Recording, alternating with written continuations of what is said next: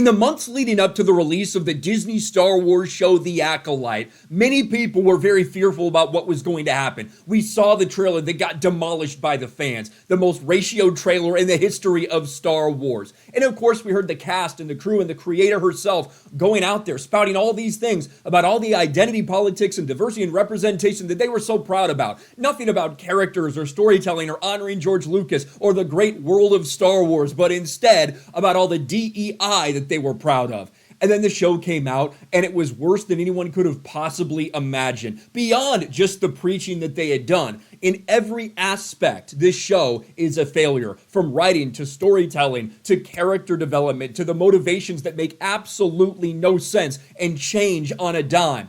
This show is probably the worst thing that Star Wars has ever put out, and that's a very, very low bar. And even though the media tried to gaslight everyone by saying it's really a big success, we promise, guys, once we actually got the numbers, that was not the case. This is a complete and total flop. And now that we finally have the verified Nielsen data, we can see that it's actually the lowest rated Star Wars project in history. The fewest amount of people tuning in that we've ever seen for a Star Wars show. And now Leslye Headland has been out there the past couple weeks begging for people to want to see more of this. We've got so many ideas out there. I've got so many plans for these characters for a season 2, but she was forced to admit that it has not yet been greenlit. They have plans, things they want to do, but no one has actually signed on the dotted line, and that should be for a very good reason.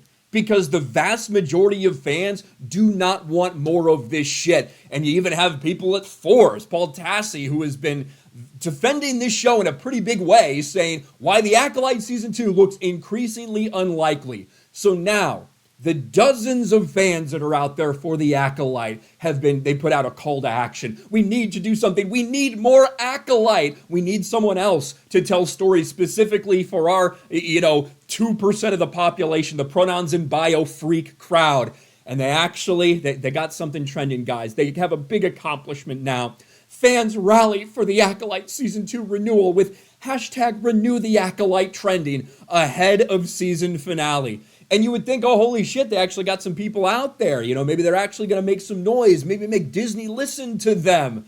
Well, unfortunately, that big trending movement that they've got, I'm talking about a couple thousand posts, most of them made from the same people repeating themselves over and over and over again. Hashtag Renew the Acolyte trending at around 2,500 posts. I think I got it. I think I saw it at one point maybe get up above 3,000. Couldn't see any screenshots about that. But this is the sad state of affairs that we exist in, right? The people are desperately asking for another season of The Acolyte, an 8-episode series full of 30-minute long episodes that cost almost $200 million. To put this in context, this show cost almost as much as House of the Dragon. House of the Dragon, hour-long episodes. And maybe some people don't like it, and that's fine, but when you're talking about actual storytelling and character development and production value, all of these things, it is so above and beyond outclassing The Acolyte in every aspect. It's like the polar fucking opposite. You have a couple of the freaks out there that want more Star Wars for them. Yeah, you're not a Star Wars fan if you need to see fucking gay LGBTQ representation or whatever the fuck in order to enjoy it. That means you never actually were a fan. You've wanted Star Wars to be something else. You've wanted to be Star Wars to be a representation of your life.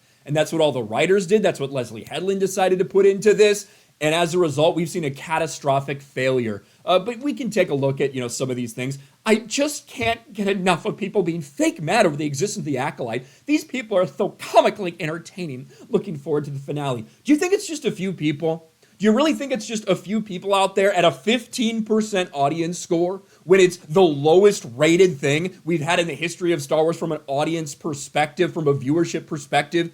You really think it's just a couple people out there that don't like it? That is fucking delusional. Hashtag Renew the Acolyte. This show single-handedly revived the new gen Star Wars fandom that was murdered to death after 2019. This is already a strong and valid reason to renew it. I need to know more about Keimer. We need to see more of him. Hashtag Renew the Acolyte. I don't know about you guys, but to me, he's the hottest villain I've seen in my whole life. That's who these freaks are. That really is what all these freaks are about, the sexualization of anything and everything. And then you got this one. This is maybe my favorite post. Guys, this is such good news. Let's keep spreading the word. Hashtag Renew the Acolyte. And it's talking about this post right here. The Acolyte has a good chance of being renewed. Analytics from Real Good, which monitors viewing trends across US streaming platforms, they said that the series has been the second most successful in terms of streaming and engagement.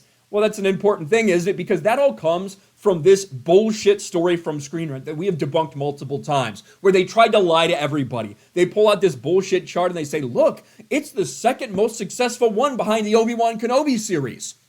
The problem is, this is not talking about viewership. This is talking about, well, engagement, like people talking about the show. So, all the people out there, the 85% of the audience that's shitting on this thing every week and laughing at it and making fun of it and mocking it, that counts towards engagement. That doesn't mean it's good, and that doesn't mean that people are actually watching. Yeah, it's the most hated Star Wars project ever. And they were forced to have to kind of retract these lies about it being successful when the real, actual fucking numbers came out, and they were horrific. This is a joke. Now, do I think the Acolyte could be renewed? I actually do. We saw something like Andor, which was not some viewership, like massive viewership project for them. It actually started out pretty slow, and it held on better than a lot of these other series have. Increased viewership, it seems, over time, and for the most part, it's very well received. That might make sense to give something like that a second season. The Acolyte, not so much. It's the polar opposite for the Acolyte. Fans are fleeing in droves, and it's got a horrible reception. That being said, I could still see Disney Star Wars. They put this out to begin with, even though they knew it was probably going to fucking flop. I could 100% see them saying, I don't care if we burn more money. I don't care if nobody wants it. This is what we want to turn Star Wars into, so we are going to keep pushing for this. I guess time will tell. It has not been renewed as of yet. The finale happens tonight, and I'm sure there's going to be, again, dozens of hardcore fans out there praising it and clapping along and say, thank you, Leslye Headland. This is what I always wanted Star Wars to be. An absolute disaster full of identity politics, while the vast majority of the fan base has either abandoned it or is actively mocking this thing at each and every opportunity. What do you guys think? Are we going to get a second season of The Acolyte? Let me know in the comments section below. Smash a like button, subscribe to the channel, ring the bell for notifications, share this video out there, and I'll talk to you later.